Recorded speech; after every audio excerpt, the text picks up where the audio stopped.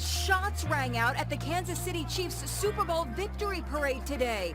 We're deeply disappointed as we are steadfast in our belief that Jackson County is far better off with the Chiefs and the Royals.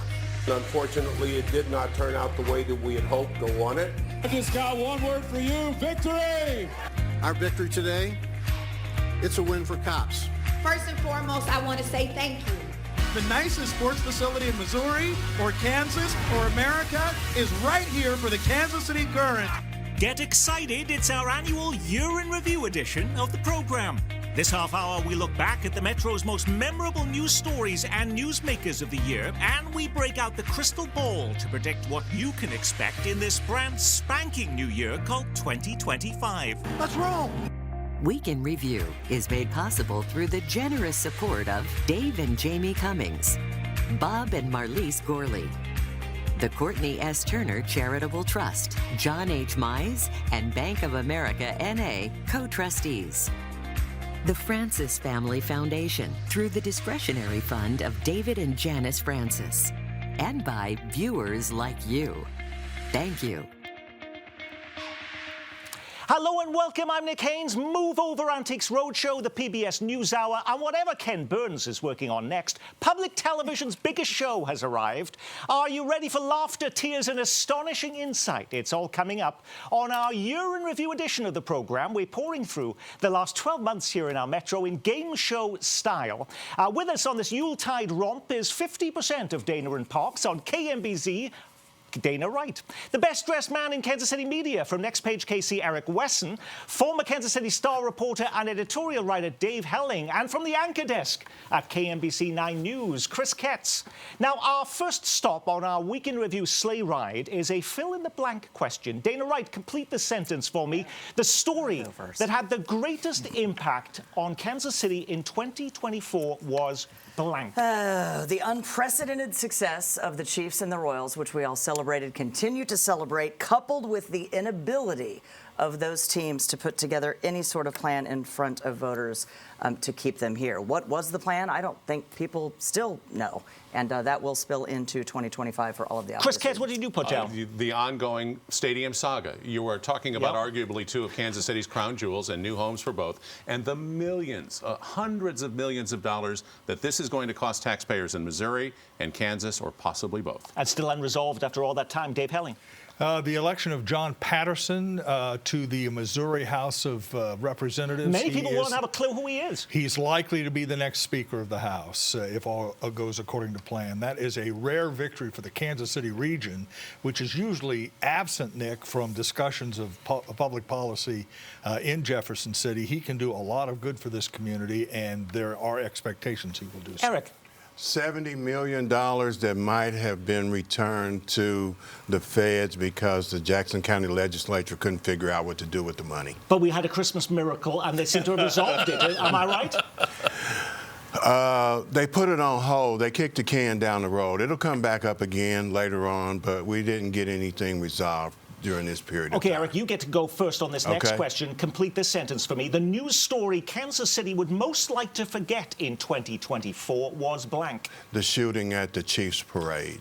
I think that put a black eye on the city, and I don't think that people have really absorbed the impact of what it had. You know, some people had problems getting the money that was earmarked for them for recovery. So I think that's one of the stories we'd like to forget. Dana Wright, the story we most want to forget? Well, I think the story Wyandotte County would most likely to forget, but we have an obligation to keep in the headlines, is the death of 71-year-old rapist, former detective Roger Golubski. I want all of my friends in the media to remember that. I keep seeing disgraced former detective. He was a rapist. He preyed on poor black women, literally sent people to prison that should not be there.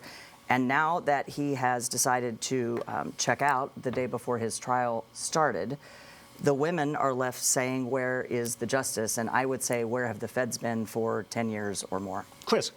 I'm going to go back to the stadium saga because here it is, the end of 2024, largely because we're at the end of the year. We're going into a new year with very, very, very few answers in focus. Dave. I think the story we'd most like to forget in Kansas City is the shooting death of Sean Brady, who was at the Brady and Fox restaurant in Brookside. In Brookside, where shot outside of his car, and the what appears to be a misbegotten effort to prosecute the people who may have been involved in that crime. Sometimes shootings will crystallize for people the overall problem of gun violence in a community, and I think we don't want to emphasize when a white guy gets killed and ignore when African Americans or others are killed, but that one seemed to grab the attention of the community in terms of the violence that still plagues. So even though Kansas homicides City. went down this year, it sort of fueled that anxiety overall about crime in Kansas City. Indeed. And next up, get ready as we crown our local person of the year. Time magazine just named President-elect Donald Trump Person of the Year. If I was picking Kansas City's Person of the Year, I would choose Taylor Swift. After all, didn't the global superstar spend just as much time in Kansas City this year than anyone else? Or should I pick Travis Kelce, who managed to upstage Patrick Mahomes as the most talked-about man in the NFL? Or was it Harrison Butker, who eclipsed Travis Kelce in national jersey sales after becoming one of our area's highest-profile champions of conservative values?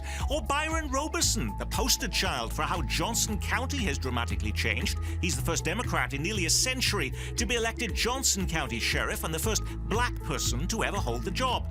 Or Kathy Nelson, the head of Visit KC and the Sports Commission, who seems to be bringing every big sporting event to Kansas City, with the exception of the Olympics. She's also behind the new push to bring a WNBA franchise to town.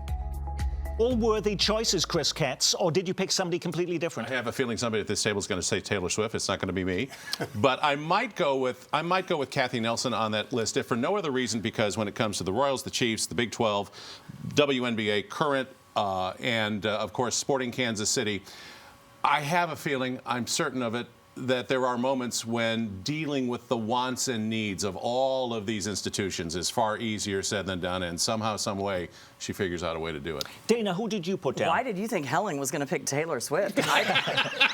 Weird. Taylor Swift. Taylor Swift might pick me. Yeah, I picked Kathy Nelson. There is no other choice. She, by the way, is one of only 4 female sports commissioners in the entire United States of America. She was one of the Women of the Year from USA Today a year ago.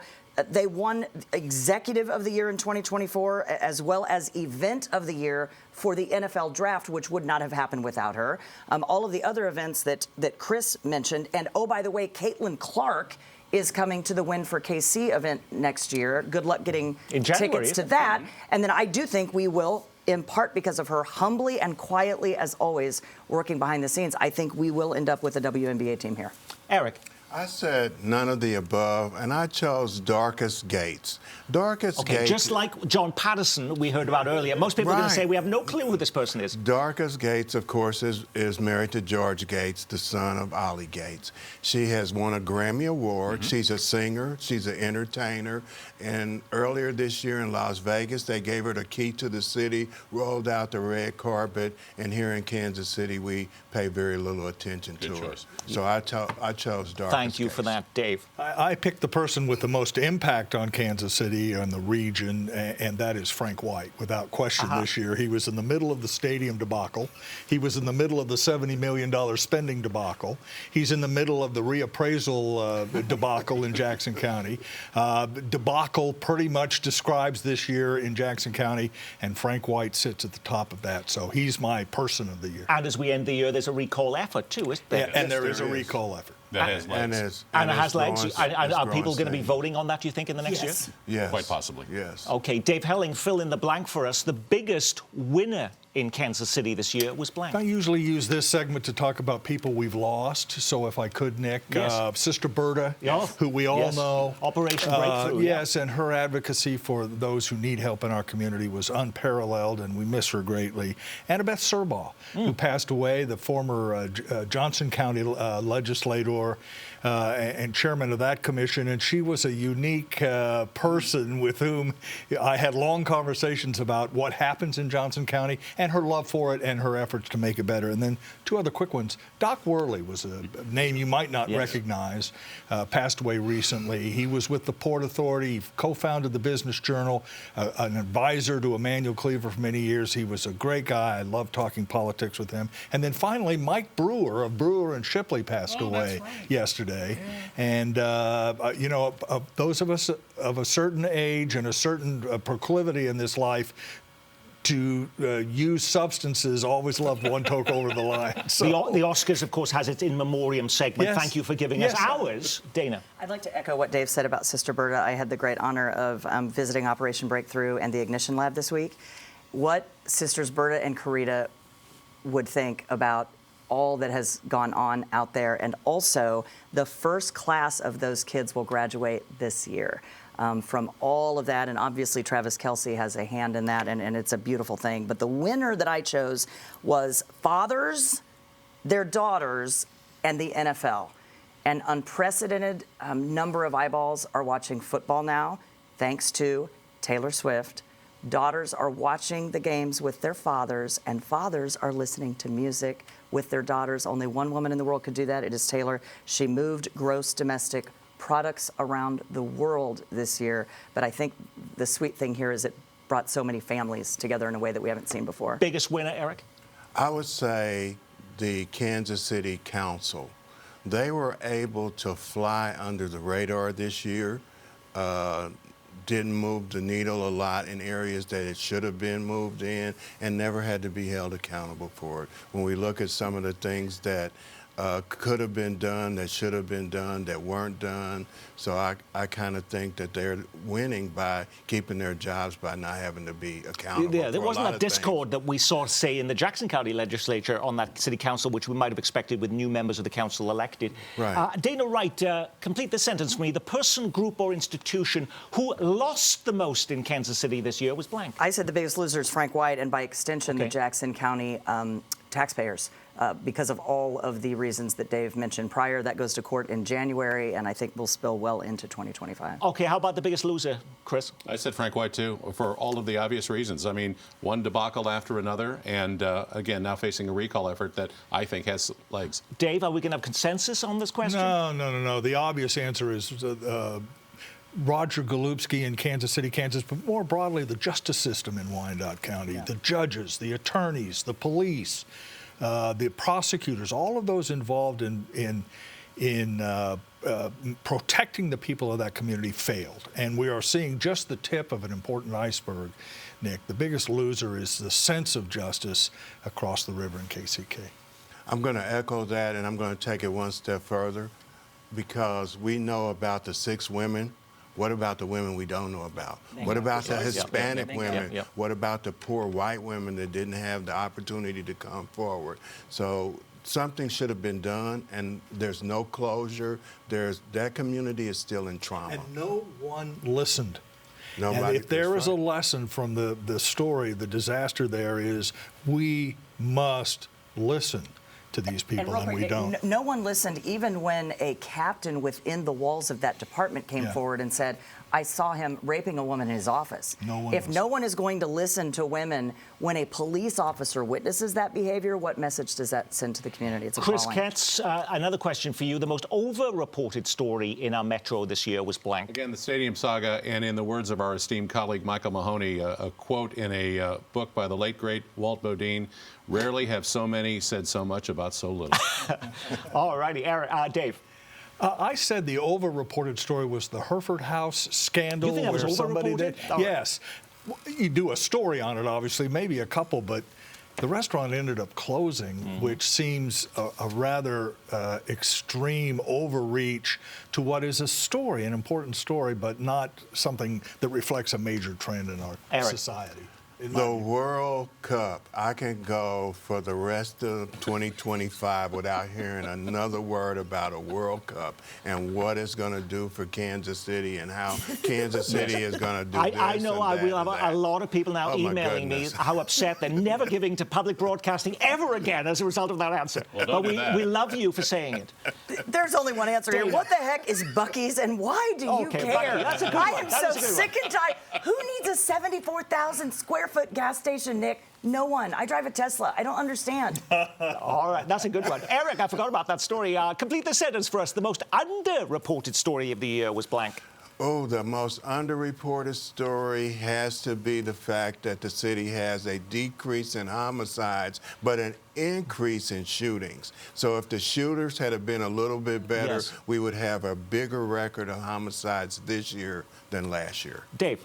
I think the most underreported or misunderstood story at this point is the purchase of the plaza by this group from Texas. I think everyone applauded that. The plaza is an important part of our community. But after that, we don't know what that means for the future of the shops there or the restaurants or whatever. I think that we need to probe a little bit more into what this company has in mind for the plaza. And the most underreported story? You know, I thought the plaza too, but since Dave stole it, which is perfectly fine. The legislative efforts to reverse the will of the people at the polls. This is going to be a much bigger story, I think, in 2025, especially in Missouri when it comes to the minimum wage and when it comes to abortion, and something to watch. Underreported story? I said again, real solutions to the crime problem in the inner city and the non-fatal shootings. Get the non-fatal shooters off the streets, and everyone believes it would flow, that the homicides would go down. The Sean Brady story was important, but shined a spotlight on crime in Brookside and Waldo, and I think it left a lot of people in the inner city saying we've been dealing with this same horrifying problem for years. Absolutely. It absolutely did. Dave, you get to go first on our next question, which we call Pick a Gift. Now, it sounds simple enough. You're responsible for giving a gift to one metro area public figure this holiday season.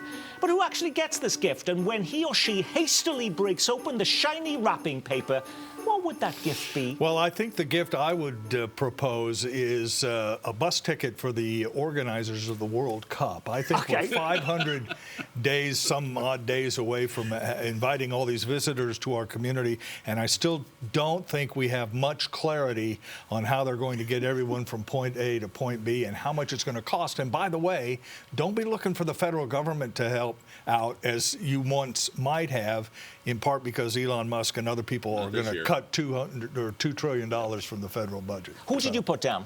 I have, there's a book on Amazon called How to Get Along with Difficult People by Florence Littauer.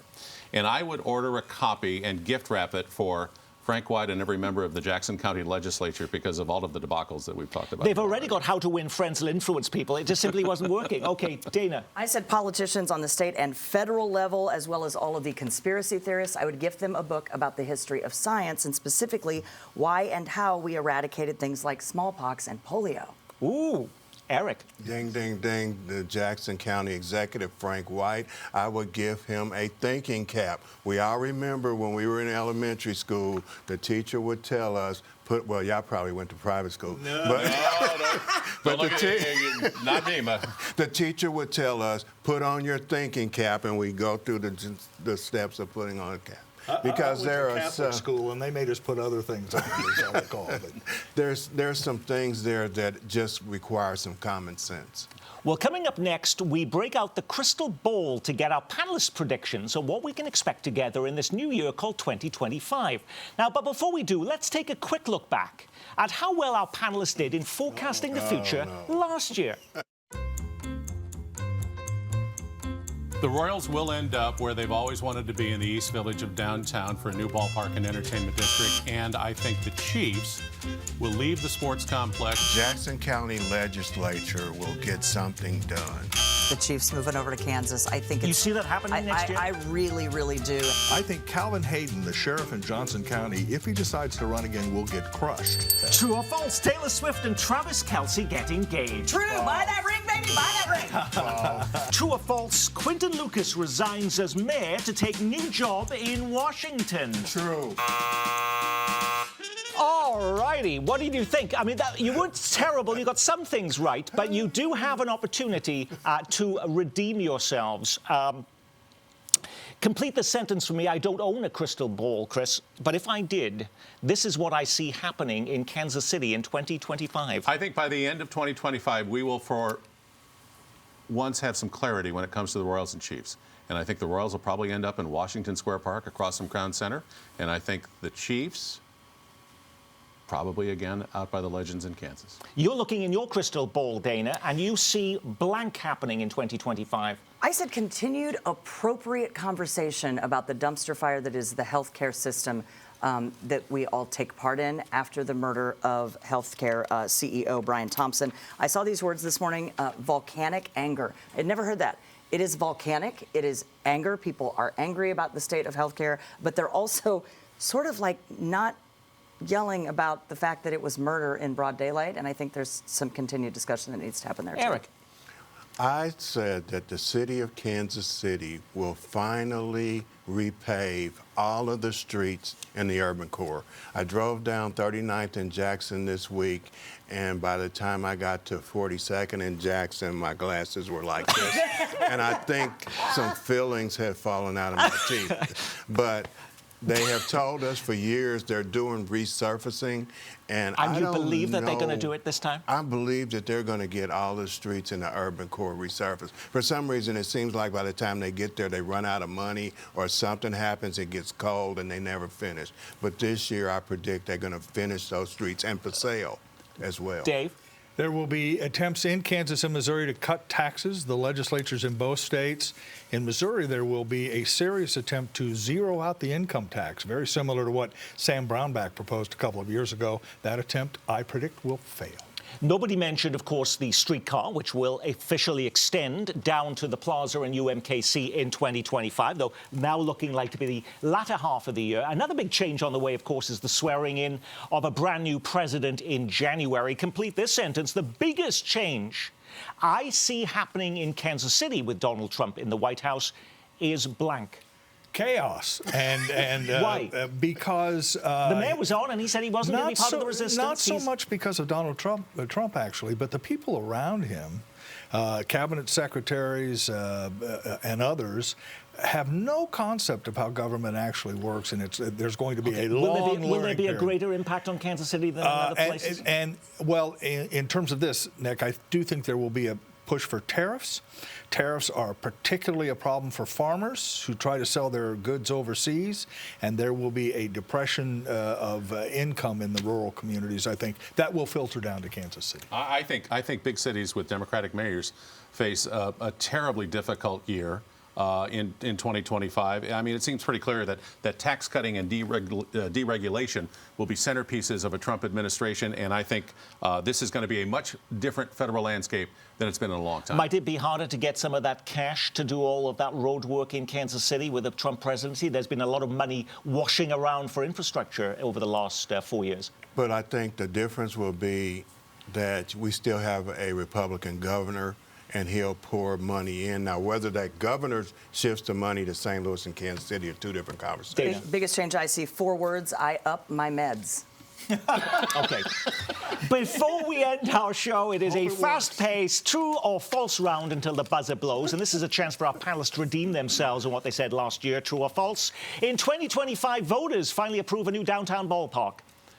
False. False. False. Oh, wow. All right. Happen. Chiefs announced move to Kansas, true or false? True. True. You think that's going to happen? False. Okay. True. I don't think they want to go to Kansas. They just use it as leverage to bargain with Jackson County, and they may end up staying at Arrowhead. I say false as well. Okay, as part of a new stadium deal, though, the Chiefs announced a name change. False. False. That's not okay. No. True or false? Another chance for you here, Dana. Taylor Swift and Travis Kelce get engaged. Put a ring on it, baby. True. Okay. False. All right. Come on. True or false? Now, I think he's going to retire. I think he too. might retire. Does that make him more likely to get engaged? Yeah, I think he retires after this season. True or false? Kansas Governor Laura Kelly announces she is running for the United States Senate. I False. think that's false. You said a few weeks ago she was going to do that. No, I did not say that. What I said was the pressure on her to do it will increase. And the Democrats in Kansas are going, what are we going to do? We don't have anyone to run for governor. We don't have anyone to run against Roger Marshall. So the pressure on her to go. But she has been pretty adamant so far, Nick. She ain't going. Right. True or false? Quinton Lucas announces he's running for Jackson County Executive. False. Okay, you said that. I said that. I'm going to say true, too. Yeah, You think so? No. You know, If there's a recall effort of Frank White, which we talked about, if that were to be successful, then there's going to be a scramble for a new leader. right, and he could go over there. I don't believe they have term limits, so he can be there as long as he wishes. He can mark time until something else comes over. Plus, he would be right there in the courthouse where the Jackson County prosecutor is. Did you not see the Hallmark Christmas movie? He's going to Hollywood. He was so good in that. It flashed by so fast. I'm with Eric on this 100%. Well, we haven't heard from Dave on this. I think he may end up playing second base for the Royals. You never know. But you think he'll go higher? I think it's He'll go false. higher. I don't think. First of all, what a nest of vipers the Jackson County Courthouse is, and that's not the kind of place that Quinton Lucas would be successful or wants to And would that be successful. considered, though, a step up? But No, the county no, is no, bigger, from the though. mayor. He would have bigger. I think he's The going county to does. The county runs a jail, collects taxes, and that's about it. And appraises property. But politically, That's I don't not know what what he his wants to options do. are after May. All righty, all I right. don't either. That's I what don't the think thing he- about, by the way, Frank White.